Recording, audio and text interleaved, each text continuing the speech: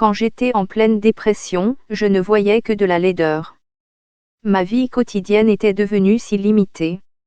Je me sentais torturée tous les jours. Je ne bougeais pratiquement pas et ne faisais rien. C'est ainsi que Sarah, une femme de 36 ans, décrit comment était sa vie quotidienne jusqu'à il y a un peu plus d'un an, alors qu'elle était épuisée par la dépression, après avoir essayé de nombreux traitements infructueux au cours des années précédentes, qui comprenaient l'administration de pilules et même une thérapie par électrochoc.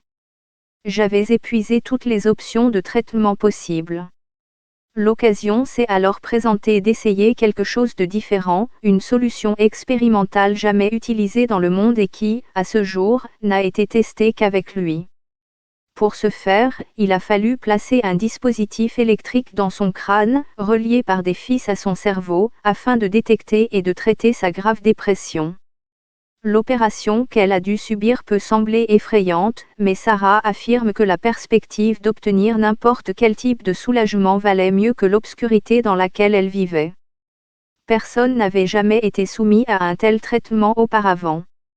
Une petite boîte contenant une batterie et un générateur d'impulsion électrique a dû être insérée sous le cuir chevelu. Ensuite, de petits trous ont dû être percés dans son crâne pour placer les fils qui suivraient et stimuleraient son cerveau.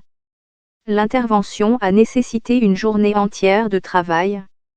Elle a été réalisée sous anesthésie générale, de sorte que Sarah est restée inconsciente tout le temps. Elle dit que lorsqu'elle s'est réveillée, elle était euphorique. Lorsque l'implant a été activé pour la première fois, ma vie a immédiatement été bouleversée.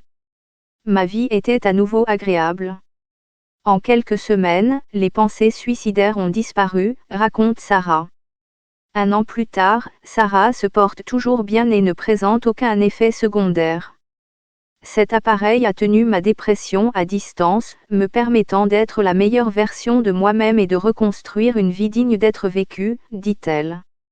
L'appareil est toujours allumé, mais n'envoie des impulsions que lorsqu'il détermine qu'elle en a besoin. Sarah indique qu'elle ne peut pas sentir quand l'appareil fonctionne, mais met en garde, je pourrais probablement vous dire qu'il s'est activé environ 15 minutes après que je l'ai fait, en raison de la vigilance ou de l'énergie positive que je ressens. Le traitement expérimental de Sarah est décrit dans une étude publiée dans la revue Nature Médecine. Bien que les résultats obtenus jusqu'à présent avec ce traitement soient prometteurs, les chercheurs de l'Université de Californie à San Francisco soulignent qu'il est encore trop tôt pour savoir s'il pourrait aider d'autres patients souffrant de dépression difficile à traiter. Catherine Skangos, une psychiatre qui a participé à l'étude, a expliqué que cette innovation a été rendue possible par la localisation des circuits de la dépression dans le cerveau de Sarah.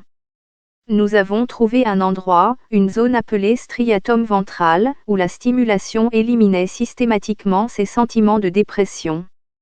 Nous avons également trouvé une zone d'activité cérébrale dans l'amygdale qui pouvait prédire le moment où ces symptômes étaient les plus graves, a-t-il ajouté. L'expert a déclaré que de nombreuses autres recherches sont nécessaires pour tester cette thérapie expérimentale et déterminer si elle peut aider davantage de personnes souffrant de dépression grave, voire d'autres maladies.